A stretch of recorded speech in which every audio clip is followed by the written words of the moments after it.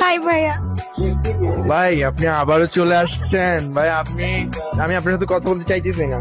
আচ্ছা আপনি এমন করতেছেন কেন? লিটারালি উনাকে আবার ধরে বেঁধে ইন্টারভিউ নেওয়া লাগতেছে ভাইয়া। আমি আপনাদের সাথে রিলেশনই করতে পারতেছি না, আপনারা এইসব ব্রেকআপ করাই দিচ্ছেন।